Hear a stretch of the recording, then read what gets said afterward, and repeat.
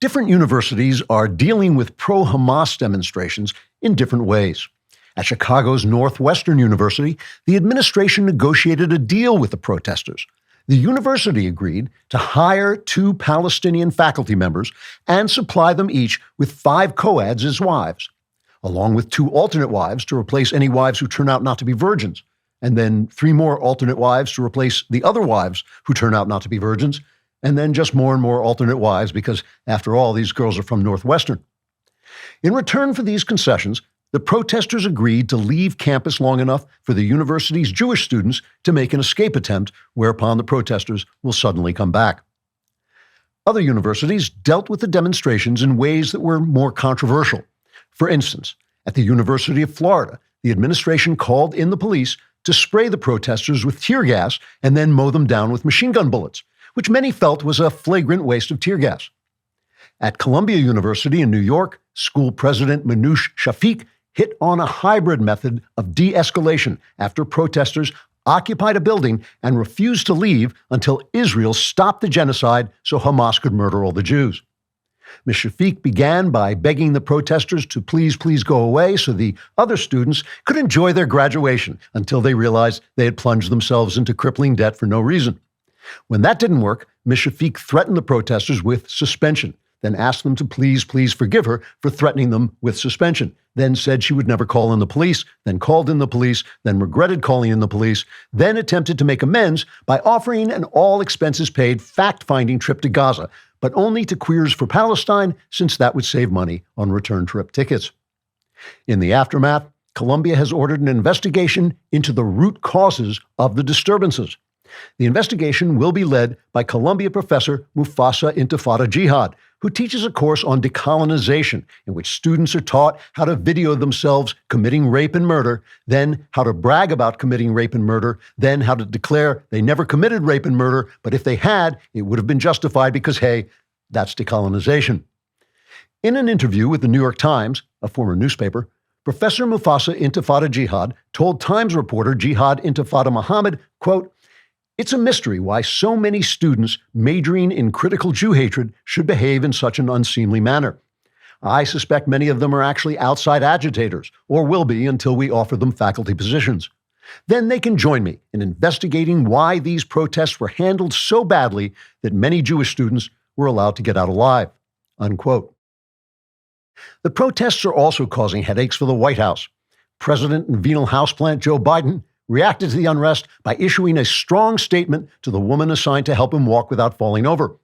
The statement reads, quote, "Throughout my life, I have always upheld those moral principles that would keep the money rolling in from the family influence peddling business. And today, I stand firmly against anti-Semitism, unless that's all right now, in which case I'm for it.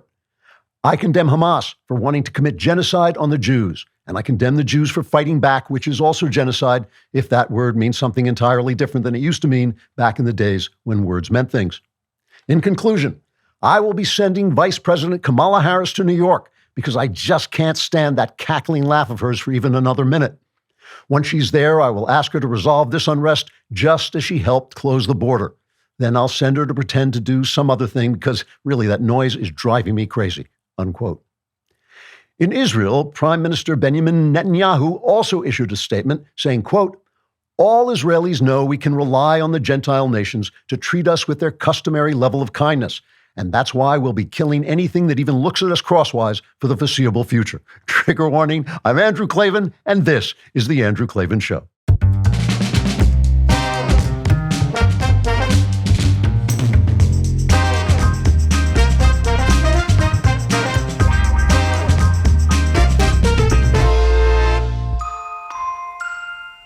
All right, we are back laughing our way through a CIA coup of the American government. Today I'm going to be talking about an essay I wrote. Every month I write an essay on my Substack with Spencer Klavan, no relation. It's called The New Jerusalem. It's at thenewjerusalem.substack.com. And this essay is things I've talked about on the show before. It's called Anti-Semitism is the Devil's Flagpole. But a lot of people say it clarified things I said on the show. And since I will be talking a little bit about that essay later on in the show, you might want to take a look at it. I think you'll love the site if you're really missing something. Also, The House of Love and Death, the last Cameron Winter mystery, is the Kindle sale of the month. It is now available at $2.99 through May, and it's also on sale at Audible for $6.99. So if you want to get ready for the next installment in the Cameron Winter series, which I think comes out in October, it's called A Woman Underground, this is a good time to do it on the cheap. Finally, you should be watching us on DailyWire Plus. Anybody can watch us on DailyWire Plus, and there are no extra commercials or anything like that, and that's a great place. YouTube, you can, of course, watch us too if you don't want to just listen, if you want to see my beautiful face there hovering in front of you like some kind of nightmarish vision of things you don't want to be hovering in front of you. You can also get all our stuff there, and that includes the interviews that I do that are also on our RSS feed.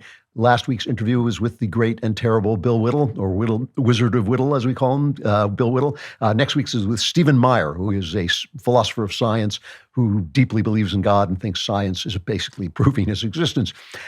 If you leave a comment and the comment is so despicable that even the groypers look at it and think, oh my God, we will read it on the air, because if being as despicable as the groypers is what we're trying to do here. Today's comment is from Superimposed Tab. Comment: the Klavanless week is dark and full of terrors. That was the last comment we got from him, and we haven't heard from him again, obviously, a report from the scene. So let's get to today's episode, Target Liberty. First, I want to begin with a shout out to the NYPD. I love those guys. I've always loved the New York City police. They are great, great police. I mean, really a paramilitary organization, just a fantastic organization. They treat tourists well. They treat people well. They treat everybody but the bad guys well. They, of course, are being crippled by this idiot Alvin Bragg and the Soros prosecutions things and the defund the police, a brilliant, brilliant idea. But I just love them. They did a great job clearing out the violent protesters from Columbia University. They are just incredibly, incredibly well-trained, excellent police force.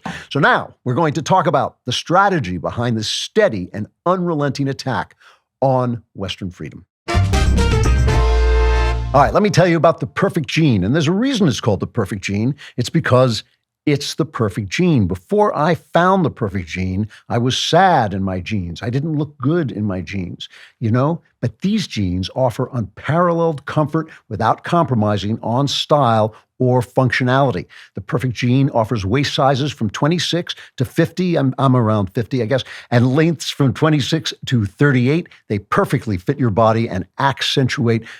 Well, in my case, they accentuate the beauty of my form. What they'll do for you, well, they'll probably do it for you too if you have any beauty of form. The perfect gene doesn't stop there. They've revolutionized T-shirts too. Their perfect tee is as soft as butter and doesn't shrink in the wash like your other tees. It's finally time to stop wearing stiff and uncomfortable jeans by going to theperfectgene.NYC. My listeners can use code Klavan15 at checkout to get 15% off their first order, plus free shipping, free returns, and free exchanges. Get 15% off at theperfectgene.NYC with promo code Klavan15. After you purchase, tell them you found them from The Andrew Klavan Show. That's theperfectgene.NYC with promo code Klavan15. You will like them because they are the perfect gene.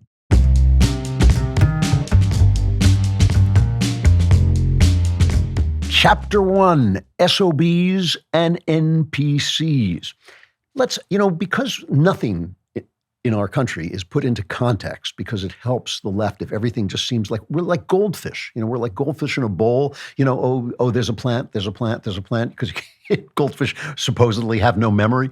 That's what we're like. We have no idea what's going on in any given moment, and we're constantly being distracted by other things. But actually, only one thing is going on: an assault on our freedoms by a coalition of people that you would think hate each other, but they don't. And that's a very interesting thing, and that's part of what I'm going to talk about. So let's remember, right? October 7th, Iran, a terrorist nation whose purpose is to destroy the West in the name of their version of Allah, attacked Israel, the cat's paw of the West in the Middle East, through their surrogates, Hamas, who rule Gaza after murdering the opposition there and killing anyone who gets in their way, because they are Iran, who wants to destroy the West and take full power over everything.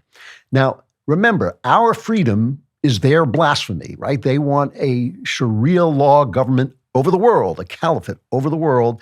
And the Israelis are first, the rest of us are next. And as part of this plan, they sent Hamas, who is Iran, to rape women to death, innocent women to death, raping them again and again until they died, to butcher babies, little children whom they butchered laughing and bragging about it, and then murdered adults and women and children in front of their parents, parents in front of their children, while videoing it and calling home to brag about it. And then took over 100 hostages, including American hostages. Now, there was a time when American hostages were considered something you should not take because you would deal with the wrath of America. Are they dealing with the wrath of America? I don't think so. Almost surely, as I'm speaking to you now, those American hostages are being raped and murdered if they're not already dead. What was the purpose of this plan? Iran knows that what would happen next is Israel would respond in force. Who would not respond in force? What country can you name who would not respond in force to such an attack? They knew exactly, we all knew what was going to happen next. We also knew the world would sympathize with Israel for about 15 minutes and then stop. They would stop because they would be getting a ceaseless stream of media visuals of how ugly war is. War is ugly always. Innocent people get killed always in war. This is a war that had to be fought for Israel's survival in order that they don't move on to the next country and the next and the next, which is what their plan is. That is what they want to do. So they knew that soon the media, who hates Israel because the media hates the West, would be saying, oh, sad Gazans, and women especially would be going, oh, sad Gazans, and they would think, oh, now the Jews have gone too far. The Jews can't go too far, really. They should hunt down every single one of these people and kill everyone. Now, remember intersectionalism. Intersectionalism is the idea that no one can do evil if he has less power as a group than the people above him, right? So it's always some kind of rebellion. But the Jews are exempt from intersectionalism, even though they are the most oppressed people in the history of the West. No one ever, anywhere has been oppressed like the Jews have been oppressed, murdered, chased, exiled, excluded. Anything you can think of has happened to the Jews, but they represent the West. That makes them white adjacent. And if you're white or white adjacent, you have too much power and anyone can do anything to you and you don't even get sent to prison and you don't even have to put up bail. All right. Because of intersectionalism. Now, as far as Iran is concerned, the civilians dying in Palestine are NPCs. They do not care. They does not care about the civilians. They're NPCs. They're non-playable characters whom Iran, who is trying to destroy Israel and then us, is using to gain sympathy for Hamas, which is Iran, who is trying to destroy Israel and then us. This is what's happening. This is the context of it, so they can continue to wage war on the West. Now, the same thing is true of our college campuses. The students are NPCs. They won't be expelled or seriously punished because they were created by leftist professors to do what they're doing, which is support Iran in their war against Israel, America, and the West in general. That is what they're there for. They are just like the NPCs, the non-playable characters in video games, right, who just have a certain amount of programmed movements and motions that they make and words sometimes that they say while the real thing is going on, which is Iran, through Hamas, through the left, trying to destroy the West. Now, let me explain to you why. I want to give you an example, and you probably haven't heard this anywhere else, of why when you look at the press, when you look at every mainstream media outlet, and I don't want to say mainstream, every media outlet virtually, why you are hearing this narrative that is being put out by Iran, who wants to kill you and take away everything you have and your freedom, why you are hearing Iran, which is Hamas, put in the same place as Israel, which is a free democratic country who doesn't want to kill you, who wants to be free and is a free democratic nation. At Northwestern, before the administration caved in and gave them what they wanted, in order to stop them, please go away, in order to stop them from protesting, which they won't, they'll come back and protest again. A professor of journalism at Northwestern, Stephen Thrasher of the Medill School of Journalism, came out to the protesters and gave a speech. And the speech was called "Our Work is Love." This is the guy who teaches the students at Northwestern who want to become media people, who want to be the journalists who read in the newspaper or see on TV. This is the guy who teaches them how to be journalists. And this is what he said. And this is online. I don't know if you can still find it. If you can't, let me know and I'll publish it. Good afternoon, liberated zone of Northwestern University. You are the frontline defenders of humanity, not just in Gaza. You are the barrier that prevents the terrifying flood of blood from sweeping away the innocent everywhere. Gaza is just the beginning. Push the rock uphill, swim against the current. If necessary, be the current, be the rock, be the mountain, but beware of retreat and surrender. The wall that protects children and the innocent in Gaza and the world will collapse after that. You are the heroes our children should look up to. So you might look at this and think, wait a minute. This guy is teaching journalists at Northwestern, which is a big, important school and also a big journalism school. This is a guy who's teaching them how to be journalists by supporting Gaza, which is Hamas, which is Iran, who is trying to kill us and our freedoms. That's the guy who's teaching them. So you might think, well, why isn't he teaching them about objectivity? Well, he answers the question. To the Medill students and journalists within earshot, he says, I say to you, our work is not about objectivity. He's talking about journalism. Our work is not about scooping one another. Our work is about you putting your brilliant minds to work and opening your compassionate hearts and linking your arms together, understanding all of our fates are interconnected. Our work is love. This is what's going to these students' heads and into journalists' heads, and then they get jobs because they're from Northwestern, which is a very big university with a very big and important prestigious journalism department. They get jobs at the New York Times. They get jobs at Emma Tucker's Wall Street Journal, and they cover these protests sympathetically. Why? Because their work is love. It's not about giving you the facts. It's not about anybody who looks at these facts would see that Iran is Hamas, is trying to destroy Israel, only to destroy the West, only because it's the cat's paw of the West in the Middle East. And anybody would say, oh, these people raped women to death, murdered people. They abuse their own women every day in Gaza. Women are treated like garbage in Gaza. Queers for Palestine would be hanged and killed in Gaza for being queers for Palestine or anywhere else. So, but that's okay because they have a vision, which is that the West needs to fall. So professors train these students to be mindless NPCs for anti-American protesters. Remember, a lot of the people doing these protests are not students at all. They're what they call outside agitators, leftist chaos merchants, right? And these NPCs go on to be NPC journalists. They know how to report. They know how to do what this guy just told them.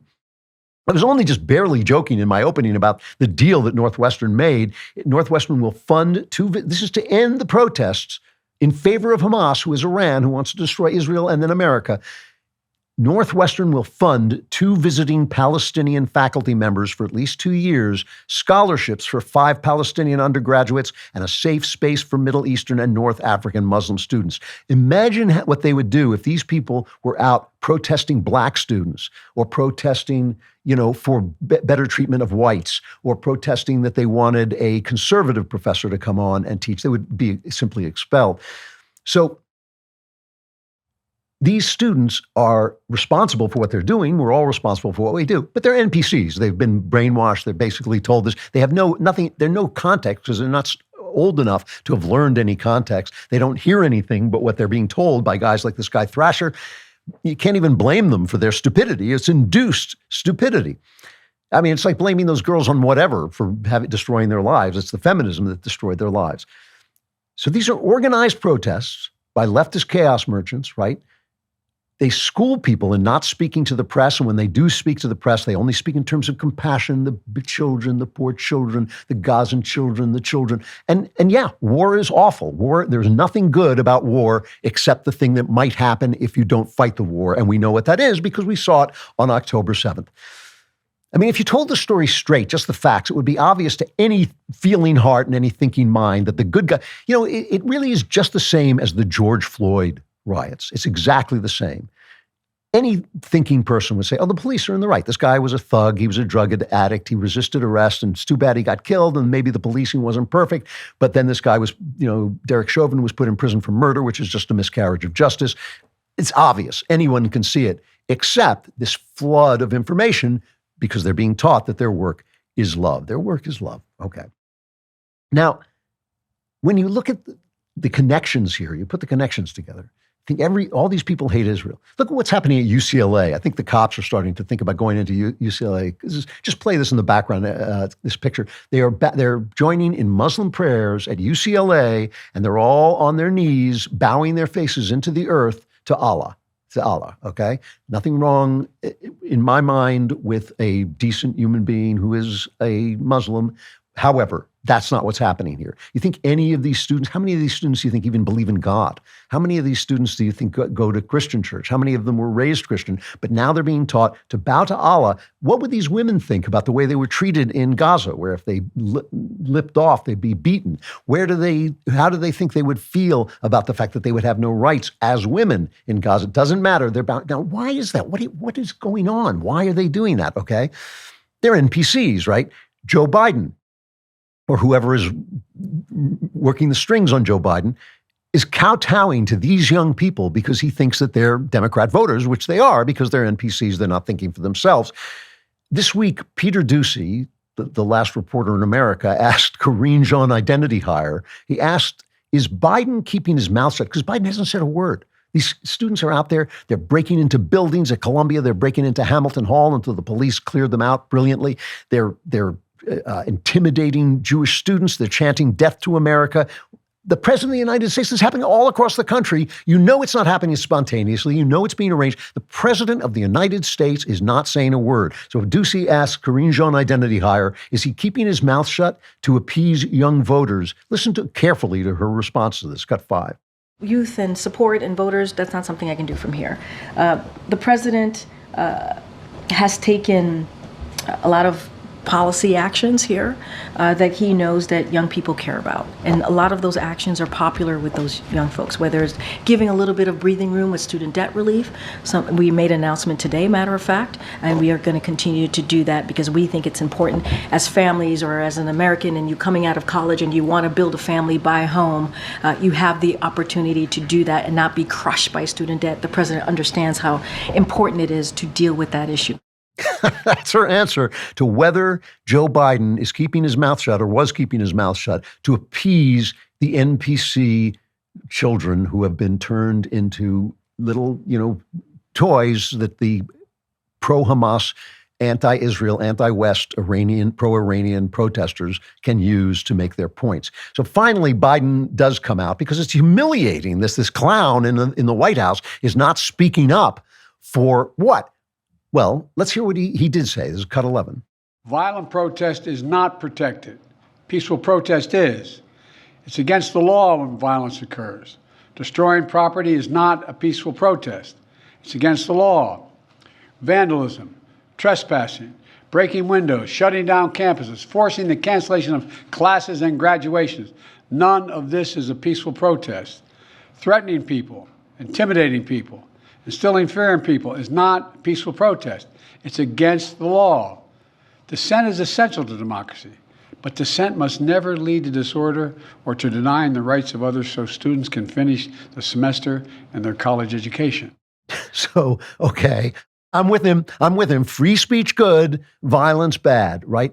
Has he no opinion on who our allies are? Really? Has he no opinion on whether he wants to defend Iran because Hamas is Iran? He's not going to take sides here because his work is love. He's not going to take sides, but we don't want to be objective and take sides. He and Barack Obama enriched and empowered Iran, which is Hamas, which wants to destroy Israel because it's Western, and therefore they want to destroy them before destroying us and destroying the West. But the president doesn't have an opinion. It's like talking to your wife. It's not what you said. It's the way you said it. It's the way you said it, folks.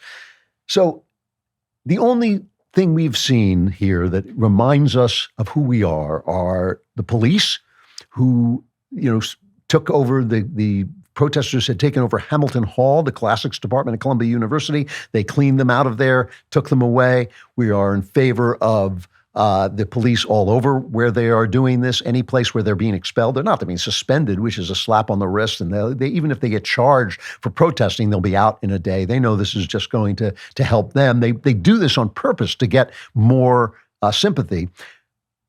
All my sympathy is with the frat boys at Chapel Hill. I was just in Chapel Hill. I just gave a speech there a week ago. and wonderful people, wonderful conservative kids that I talk to. These are frat boys. They took down the American flag and put out the flag of Palestine, which is Hamas, which is Iran, which wants to destroy America. The frat boys went out there. They not only put the flag back up, the American flag back up, they stood there with their hands upraised, holding the flag up while people threw things at them and yelled at them and screamed at them. One of them was interviewed on Fox News, cut to. I love America. I love that side of America. It's like we all just kind of connected our brains and stood there protecting one thing, and we all were like, we all were looking at every direction. If stuff was flying in, we would say heads up. We would cover each other. We would look out for other people. We would swap. We had like for an hour, and our hands did hurt. Our arms did hurt. It was like an arm day for me that day. It was no gym happened that day afterwards. It was exhausting. I remember we were all standing in there, and I think I made a joke. I was like, oh, I don't know if it's a joke, but I was like, I'd die for this flag. And everybody was like, yeah, if they get any closer, we're gonna start throwing hands. Like we're not going anywhere. I don't care. They're gonna have to tear me off this flag like by my dead body. Yeah, so here's a kid and a bunch of kids who are willing to throw hands to fight back against these people, but not the president, not the press, not the left, not the Groypers who also hate Israel, the far-right anti-Jew people. All of these people have one target, which is liberty. I think we should elect that kid president.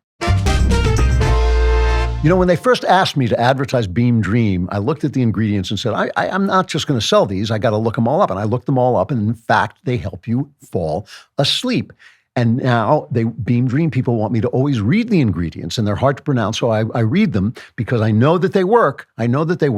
But they want you to know what they are. So I'm going to tell you this: reishi, magnesium, L-theanine, apigenin, and melatonin. They will help you fall asleep, stay asleep, and wake up refreshed. I know this. I try them. They help me fall asleep, which is kind of amazing when you consider how little I sleep. This is not just a run-of-the-mill sleep aid.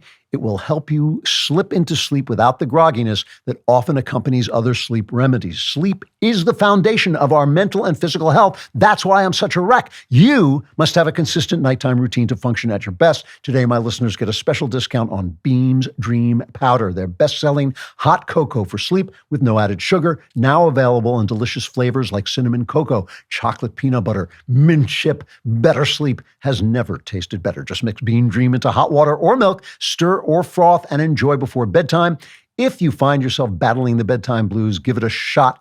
Your weary self will thank you. If you want to try Beam's best-selling Dream Powder, take advantage of 40% off for a limited time when you go to shopbeam.com/Klavan and use code Klavan at checkout. That's shopbeam.com/Klavan with my promo code Klavan for up to 40% off your order. I know what you're thinking. You're thinking Beam. Anyone can spell Beam. How? Oh, how? Please tell me how. Do you spell Klavan as Klavan?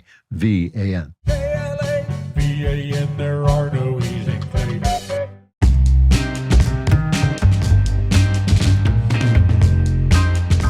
Chapter 2, Bad Character of Judge. You've heard of bad judge of character. So this is bad character of judge. Another front on this war against the West, against your freedom, right?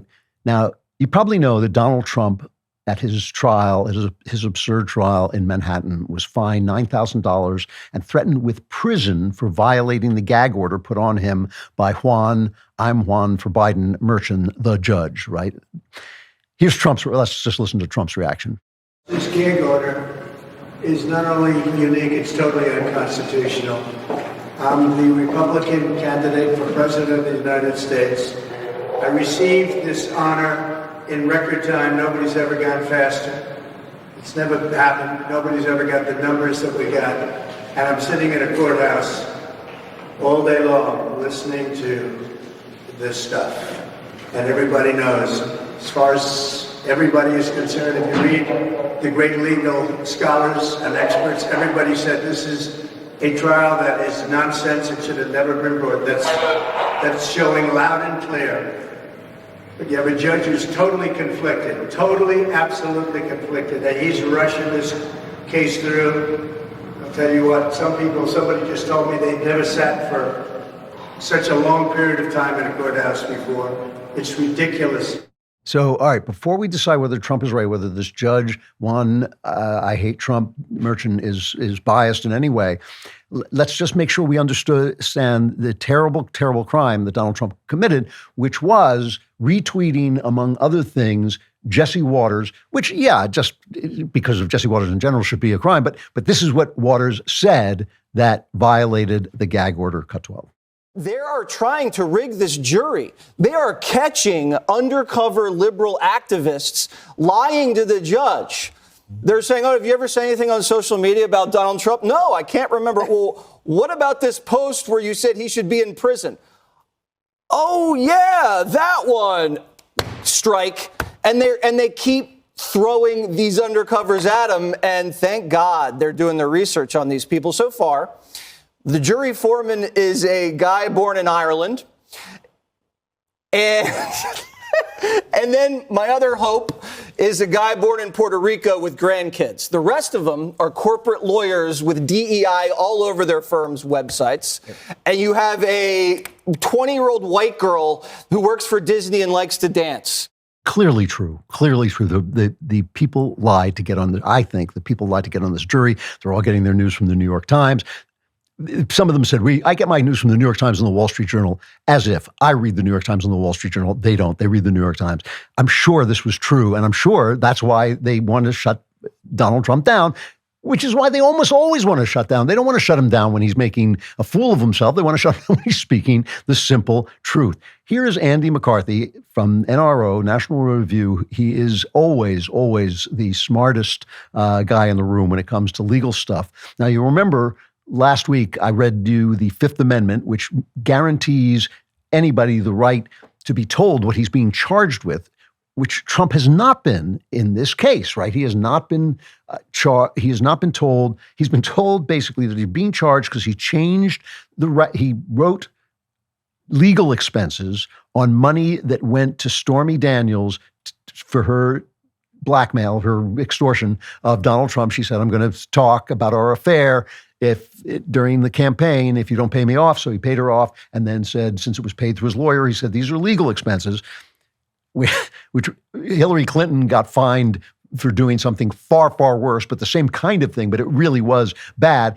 But they have said this is worse. It's a felony because they did this, Trump did this to cover up a crime. He falsifies records to cover up a crime. What crime, you may ask? I don't know. They don't want to tell you, can't tell. We don't know what the crime is. They don't tell you what the crime is, so he doesn't know. So this is what Andy McCarthy says. He says, Democrat Alvin Bragg, and by the way, McCarthy is no ever Trumper. He goes after Trump all the time. He's a very fair observer. He says, Democratic DA Alvin Bragg doesn't have much of a case, but he has the judge, and that's all he needs. Judge Juan Merchant is orchestrating Trump's conviction of a crime that is not actually charged in the indictment, conspiracy to violate the Federal Election Campaign Act. This should not be possible in the United States, where the Constitution's Fifth Amendment mandates that an accused may only be tried for a felony offense if it has been outlined with specificity in an indictment approved by a grand jury that has found probable cause for that offense.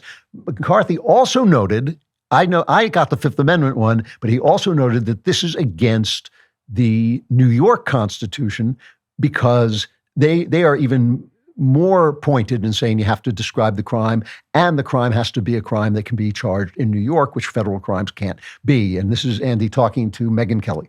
We're talking about a New York penal statute that a New York prosecutor has to be able to enforce. So it's got to be a New York law. But what they're saying is, nope, it just says another crime, so it could be any other crime. So as I pointed out, by their logic, it could be a Sharia crime. It could be a crime against the penal laws of China. For all I know, it could be a crime against the criminal laws of the Roman Empire, because there's nothing in it that says that the crime still has to be in existence. It just has to be another crime. That's ridiculous. But it's more ridiculous than I thought it was, because over the last couple of days, I've done some research into the New York Constitution, and they're more exacting than even I am. So here's McCarthy writing in NRO. Yet, Judge Merchant, to continue this thought, yet Judge Merchant has swallowed whole Bragg's theory that he can enforce FECA. The judge not only ruled pre-trial that Bragg could prove the uncharged federal crime, he has abetted Bragg's prosecutors in their framing of the case for the jury as a criminal conspiracy, notwithstanding that no conspiracy is actually charged in the indictment under either federal or state law. This is a frame-up. Every word that Donald Trump comes out of there and says it's a frame up, it's a kangaroo court, it's all true. Trump is not even exaggerating. I don't even know how Trump could exaggerate. I mean, even Trump could not make this hyperbolic. It is so unfair. It is simply an attack on Donald Trump. And here's how the New York Times, a former newspaper, ran this in its opinion page on Knucklehead Row by Rebecca Royf, a former assistant district attorney in the Manhattan District Attorney's Office, saying, this is an important and straightforward case, albeit workmanlike and unglamorous. She says, it's not about what they're telling you about. After the smoke created by lawyers is cleared, it will be easy to see why the prosecution is both solid and legitimate. The case is about preventing wealthy people from using their businesses to commit crimes and hide from accountability. Well, Royf went to Columbia, so her job is love. Her job is love. What the hell is she even talking about? I mean, this is an amazing, and I just got back from New York. I was in New York all week for the Edgar Awards and the parties around the Edgar Awards for mystery writing. And when I'm in New York, I get to talk to liberals, and they buy this stuff totally. They buy it totally. They read the New York Times. They think it's the news. And the New York Times, it's not objectivity. Their job is love. Their job is love. So meanwhile, new video has been released from Wednesday, a deposition.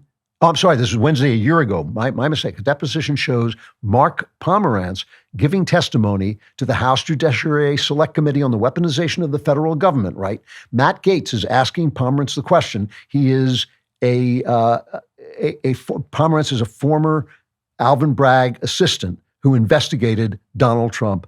Here he is talking to Matt Gaetz. Under advice of counsel, I'm not going to answer that question, sir. Privilege against self-incrimination. And did you knowingly break any laws when investigating President Trump? Objection. Same response. Did you break any laws when you worked at the Manhattan District Attorney's Office? Objection. Same response. Ms. Pomerantz, did you violate any person's constitutional rights when you worked on the Trump investigation? Objection. I have the same response to your question. Mr. Pomerantz, did you violate any person's constitutional rights while you worked at the Manhattan DA's office? Objection. Same answer. Did you misuse any federal funds while investigating President Trump? Same response. Did you misuse any federal funds while you were working in the Manhattan District Attorney's Office? Same response. And did you violate any New York State bar rules while you were investigating President Trump? Objection. Same response. So you got a dirty judge supporting a dirty prosecutor, bringing a case that's against the Fifth Amendment and the New York Constitution.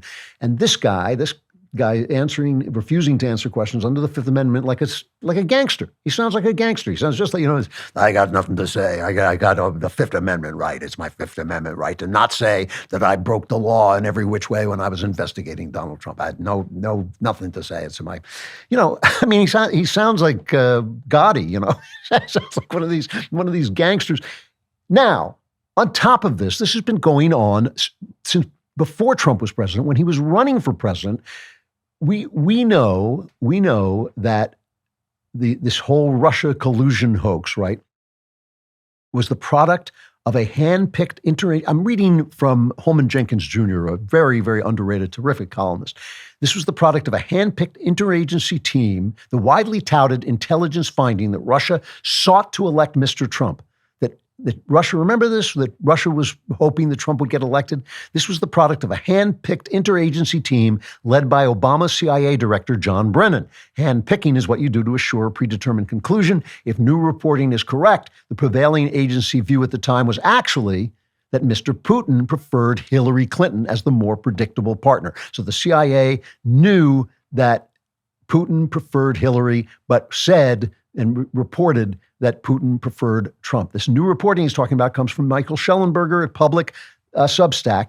And he says multiple credible sources tell public that the United States intelligence community including the Central Intelligence Agency, illegally mobilized foreign intelligence agencies to target Trump advisors long before the summer of 2016. So what they did, what Schellenberger calls the Five Eyes. This is the U.S. These are intelligence agencies in the U.S., in UK, in Canada, Australia, and New Zealand, were sent out to find people associated with Trump and do what's called bumping them, basically trying to get them to say things that they could use to claim that Trump was in collusion with Russia, which he wasn't, and Russia wanted Hillary to be the nominee. Here is, again, on Jesse Waters, here is Schellenberger explaining this.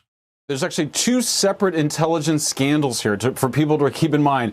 The first one happened earlier in 2016, where our sources, multiple sources, tell us that Brennan oversaw manipulation of our foreign allies to basically entrap Trump associates to create the pretext for the FBI investigation of Trump supposed alleged collusion with Russia, which we now know is debunked.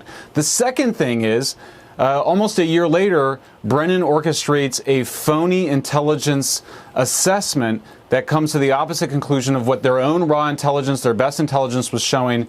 These are two massive, massive intelligence scandals.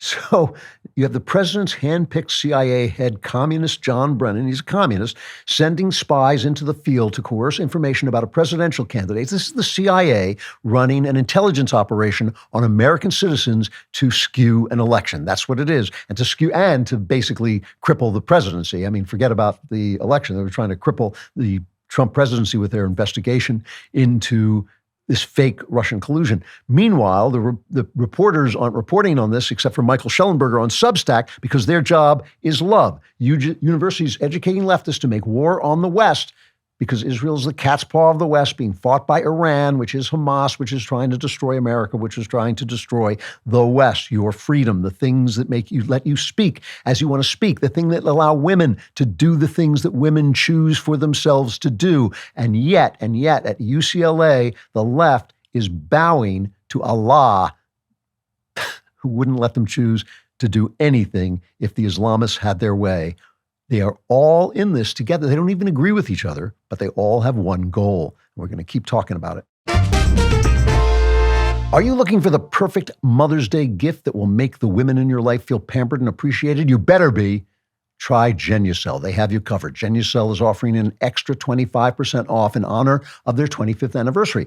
This makes this already awesome Mother's Day sale their biggest sale yet. If you haven't tried Genucel, a great place to start is with their most popular package. You know, because it's their most popular package. This package features their Gen 90 serum, which instantly erases the wrinkles around your eyes, forehead, and mouth. It also includes their top-selling under-eye bags and puffiness serum, as well as their jawline treatment for a more contoured, defined jawline like mine.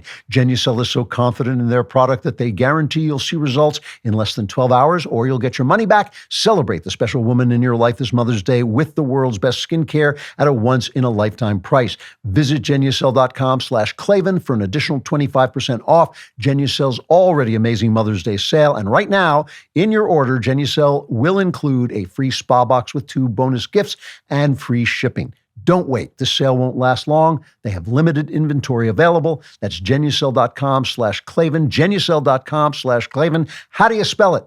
Klavan. No E's in Klavan.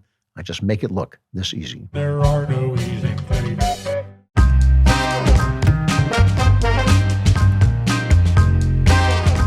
Chapter 3, Your Lying Eyes. Now, here's the other thing. Not only do we have no context, so that they're reporting day by day on this Trump trial, but the Trump trial is actually the end of a long process of lies and cheating and dishonesty and corruption that when it's reported, they try to gag Trump from reporting it, but no one else is going to report it. They are reporting on these protests as if they were just innocent students with their hearts in the right place, standing up for the poor Gazans against the war from the Israelis, when in fact, if you step back and look at it, Israel is fighting for its life, which is in some sense the life of the West in the Middle East, which is in some sense the only thing standing between Iran and taking over the Middle East, in which case you will then have an entire continent set upon destroying us. So the country's in bad shape right now, right? The crime is is bad, the economy is bad, but these same people, the reporter, the press, keeps telling us that it's your lying eyes. What you're seeing is not there, because their job is not objectivity, folks. Their job is love. Their job is love. It's an immense gaslight. There's a poll, a Brookings poll, finds that 26% of the electorate rates economic conditions as excellent or good, 26%, while 73% regard them as just fair or poor, right? So 73% see things are not going so well in the economy, but they keep telling us it's great. Biden keeps telling us it's great. The press keeps telling us it's great. And now the Fed chair, Jerome Powell, said the Fed is not going to raise interest rates, even though inflation has gone up. Here is what Powell said, cut 9. What's happened since December is you've seen higher goods inflation than expected, and you've seen higher non-housing services inflation than expected. And those two are working together to sort of be higher than we had thought. And there are stories behind how that happened.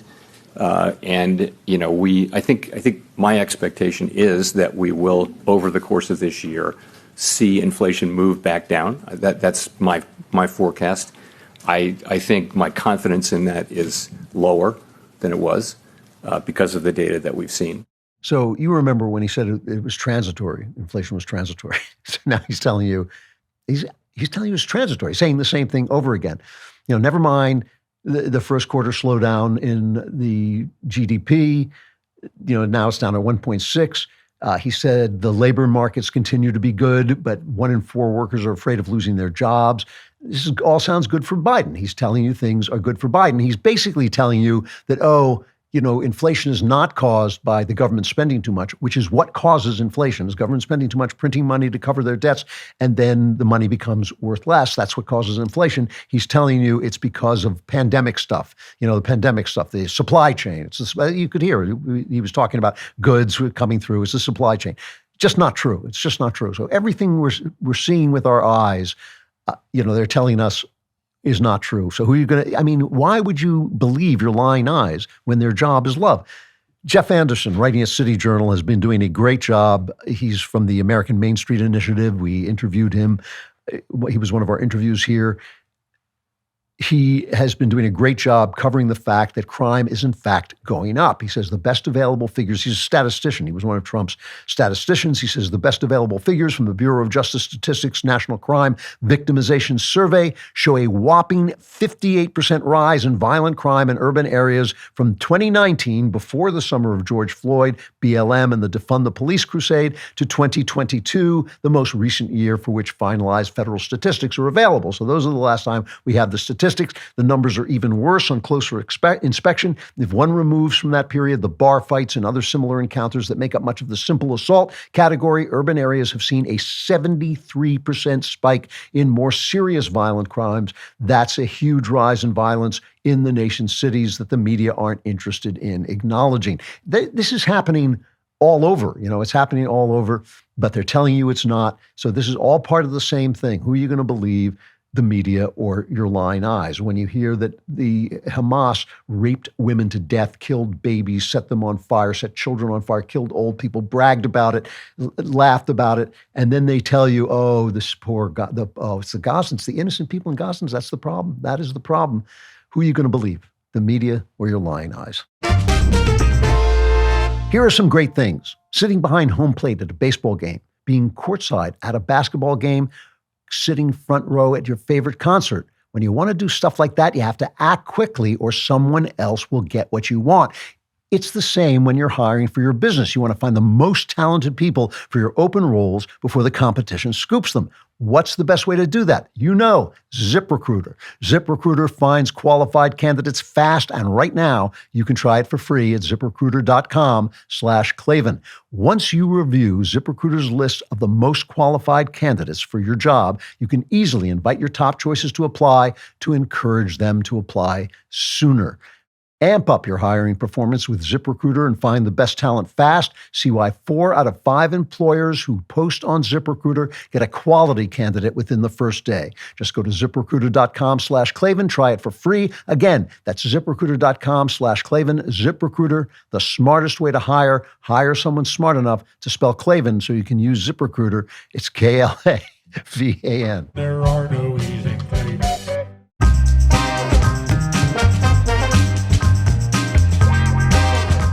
final chapter, The Invisible Man. Now, I'm going to tie all this together in a way that you will not hear anywhere else. You will not hear what I'm going to say to you from anybody else ever. And I'm right. I'm right about this. I'm 100% right about it. And I remember I told you that you should go to my Substack, the one I do with Spencer Klavan, no relation, the New Jerusalem.substack.com, to read this piece that anti-Semitism is the devil's flagpole. And it's something that I've said on the air, and I've talked about it on the air, but it's just all laid out. So you can see my argument and follow my argument, why I'm saying what I say. It doesn't seem to bother anyone that leftists, communists, Islamists, leftists who believe in the rights of women and the rights of gays, Islamists who basically enslave women and kill gays, Groypers who hate Jews but are supposed to be on the far right. They're all supposed to be big Trump supporters and right-wingers and conservatives. They're all on the same side. They all hate Israel, every single one of them. Now, Israel must be pretty bad. I've been to Israel. I've only been once, but it's a lovely country full of all kinds of different people who are all treated fairly. Muslim people, I think, make up 20% of the population. They hold high office. They're on television. They are treated completely fairly, just like everybody else. The citizens, those who are citizens of Israel, not in occupied territories. It is a free country. You can tell it's a free country. If you go to the Middle East is a very foreign place. Israel is a very foreign place, but it's much more like a Western place because it's run by the Jews. Okay. Anti-Semitism, hatred of Jews, is hatred of Christ. It is hatred of Jesus Christ. And if you read my Substack thing, it's called The Devil. Anti-Semitism is the devil's flagpole. I will lay it out for you step by step, but I'll tell it to you very quickly now. Christianity spread Jewish values through barbaric tribes that had different values altogether. Pagans, barbarians, they had different values. Christianity spread Jewish values. Justice, humility, charity, the rights of women, the fact that women are also made in the image of God, very big one. Love your enemy. Don't necessarily go right to to war. It's not a pacifist religion, but it is a religion that says, see your enemy, know your enemy, love your enemy. Do not go out in hatred. If you have to kill to defend yourself, that's one thing. Very, very different than what the barbarians and the pagans were doing up to those times. Now, there were divisions between the Jews, not just the Jews and the Christians, but Gentiles and the Christians. If you read Paul, he says the Jews who don't believe in Jesus are against us, but also the Gentiles are against us. They were a small cult and everybody was against them.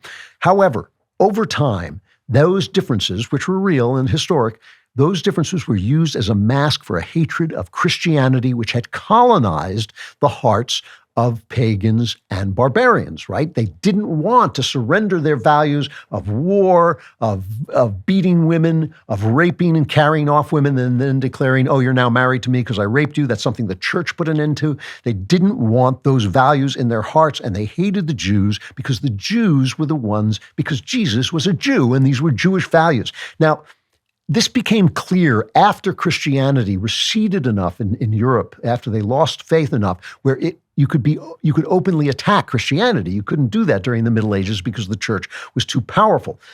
As in the 1800s, as Germany was very late to become a nation, there was first the Holy Roman Empire, and Germany was not a nation until late in the 1800s.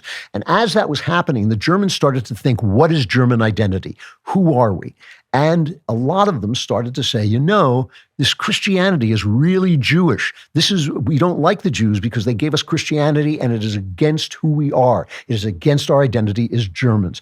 Arthur Schopenhauer, one of the most influential German philosophers, he believed that Jesus was okay. He liked Jesus and he liked what he was saying, but he thought Christianity was the Jews polluting Jesus with their religion. That they gave him all these religious dogmas. And Arthur Schopenhauer was not a believer in God, and so he thought this was bad. He blamed the Jews. And he said this, listen carefully to what he said. It is to be regarded generally as a great misfortune that the people whose former culture was to serve mainly as the basis of our own were not, say, the Indians or the Greeks or even the Romans, but just these Jews. In other words, Germany, the German culture, had been shaped by Jews because it had been shaped by Christianity. Friedrich Nietzsche, the same thing, famous, obviously great philosopher, brilliant man. He rejected Christian values. He said Christianity is a morality for slaves because it supports the weak. We need a Superman to come and give us better morals that are, that support the successful, basically. And he said it was the Jews who had performed the miracle of the inversion of valuations. So it was the Jews who were to blame. And even though Nietzsche was actually kind of a nice guy, he said these things without saying, I'm not trying to be anti-Semitic, because he wasn't, but it was used. Nietzsche became the kind of mascot of the Nazis. Composer Richard Wagner, very important figure in trying to bring back the Norse gods, trying to bring back the native gods of Germany, hated the Jews with such a passion that even fellow anti-Semites thought he had gone too far. And this was what was in play when Hitler took power. This was what was the thinking that was in play with Hitler's hatred of the Jews. His minister of church affairs, Hans Kerl, said the idea that Christianity consists of faith in Christ makes me laugh. I laugh at people who think Christianity is about Christ. God's will reveals itself in German blood. True Christianity is represented by the Nazi Party and especially by the Führer, not by Christ. The hatred of Jews is the hatred of the one Jew. It's just the hatred of the big Jew in the sky. That's all it is. And, it's not about, the Jews killed Christ. That's not even an English sentence. The people who said things like that in the Bible did not mean the Jews, because what does that even mean? They meant the Jewish authorities, like attacking the church. Now, it was very clear where this was headed. It didn't just happen in the 1930s when Hitler rose. Toward the end of the 19th century, the violence against Jews became obscene. There had always been violence against Jews, but now it became obscene. Russia took over some land that had Jews, annexed land that had Jews in it, and the pogroms began that were terrible. I mean, unbelievable. If you read about one of the pogroms, what was it called? It was... let me see if I can find that. I cannot find that. The Kishinev pogrom in 1903, just like the attack of Hamas on October 7th, the rapes, the continual rapes, raping again and again until people died. That was what happened at the Kishinev pogrom in 1903. The Jews knew they had to get out of Europe before the Holocaust. They knew it was coming. In 1903, they knew it was coming. That's when the idea that they needed a state of their own came into being. That is why they were talking about a state of their own, because they were just being slaughtered and they knew it was going to get worse and worse and worse. And when Hitler did rise, he was a big hit in the Middle East. There was no Israel. There was no state of Israel then. There were just Jews living there, and they had been given citizenship through the British, who had been controlling the area. When the British left, they were left with a bunch of Jews who now had citizenship. In Iraq, they had their pogroms were called the Farhud, right? This was a outbreak of mob violence against Baghdad Jewry, the Farhud. It's an Arabic term. It means pogrom, basically. That was 1941. It was a turning point in the history of the Jews in Iraq. So this is before Israel. They were killing the Jews before Israel. Why? Because they hated the influence of this religion on Europe, and the religion was not Judaism. Judaism had no influence in Europe. It was Christianity. They hated Christ. There was one Jew they hated. And they took it out on all the Jews. This is the thing. What binds? Why is it the Groypers and the leftists and the Islamists, all of whom should be in incredible disagreement, are all praising each other and all working in tandem? And Obama is part of it. Obama, with his pro-Iranian schedule and his CIA, reinventing the CIA to attack the West, basically, attack us. Now, what happened to Nietzsche's philosophy when he said Christianity is a slave religion? We need a religion. We need a morality that's built by supermen. This was read by a guy, a French philosopher named Michel Foucault. He read Nietzsche in 1953. He was in Italy with his boyfriend, a composer named Jean Barak, and he read Nietzsche lying on the beach. And Nietzsche wrote of how men were bound by fear to custom and opinions. They couldn't get rid of this and understand that everything was just power structures. It was just power structures. Your morality was just a power structure to keep people in power. Nietzsche said Foucault was a revelation. He says, I read him with a great passion and broke with my life. I had the feeling I had been trapped. Through Nietzsche, I had become a stranger to all that. And by all that, he means morality, the morality of Christianity. It was everything had to be gotten rid of. So Foucault, what did Foucault do? He traveled to San Francisco. He was a gay masochist. He traveled to San Francisco and began to try to destroy the power structures within himself by having masochistic sex of a type that I simply cannot describe in the air. It is far too violent and disgusting to describe on the air. And Foucault said there is a creation of anarchy within the body where its hierarchies, its localizations and designations, its organicity, if you will, is in the process of disintegrating. He got rid of all those imposed structures of power and he died of AIDS. In other words, he got rid of everything, including himself. That, Foucault, is where we get this intersectionality, this idea that people who have power are always wrong and people who don't have power are always right because they're trying to destroy all those power structures. That is why Israel, a civilized country that treats women well, that treats gay people well, that treats everybody really, even the Muslims in their midst, their citizens in their midst, treats all of them fairly and equally, why they are the enemy, why, well, Iran, which is a slave state, a terrorist state that wants to destroy everything you have, everything these people have, it wants to destroy. Why they're in solidarity. This is insane. Why they think Iran are the good guys and Israel are the bad guys, because Israel are white adjacent because they're essentially a cat's paw of America, and Iran is brown and Muslim, and we're not, so they have less power. It all comes from Foucault, de Sade, the Marquis de Sade, who influenced Foucault too, Nietzsche, Hitler, the Islamists, Foucault, the American left, all of it, an unbroken chain of hostility against one man, Jesus Christ. And that's what you're seeing. That is what you're seeing in these campuses. That is what you're seeing in the press. That is what you're seeing from Barack Obama and his little sidekick, Joe Biden. It is all about the Christian world, which is a world of freedom, a world that supports the poor, a world of the rights of women, a world like the world has never been before, better than it's ever been before. And all they want, every single one of them, the Groypers, the left, the Islamists, and the press who serve them, it's what they want to destroy. At last, the time is nearly here. Sunday, May 12th, we at the Daily Wire are charting a new course with our inaugural animated series, Mr. Birchum. And we're offering the series premiere absolutely free for everyone to watch exclusively on Daily Wire Plus. Mr. Birchum comes from the brilliant comedic mind of Adam Carolla. Birchum is a junior high woodshop teacher who's holding the line against the onslaught of contemporary insanity. He's a throwback, he's hard-nosed, and he's not about to let his nemesis, the rabid social justice warrior Carponzi, dictate how he runs his classroom or his life. And of course, our friend and show creator Adam Carolla has assembled an unprecedented cast of talent for the series, including Megyn Kelly, Roseanne Barr, Sage Steele, Danny Trejo, Kyle Dunnigan, Patrick Warburton, Tyler Fisher, our very own Brett Cooper, plus a host of others. Take a look at the official Mr. Birchum trailer right now. Just tell me what you need. Jump into the first one. Rolling, speed, action. Sawbuck's looking a little chubby-wubby, so I bought him some new food. It's organic and vegan. Dogs are supposed to eat meat. They're descendants of wolves. You ever see a vegan wolf on the Nature Channel? I'm a vegan.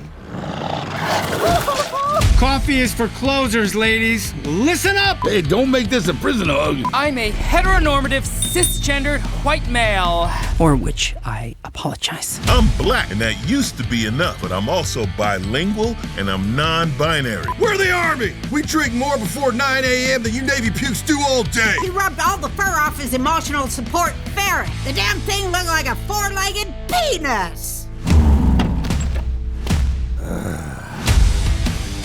Charity and work. Two words that should never go together. Like women and opinions. I want a burly man. They're salty and make me dizzy. Sorry, just need to find a thingy to fix my gaming chair. When I was on the construction site, my chair was a 5-gallon bucket. It was also my toilet.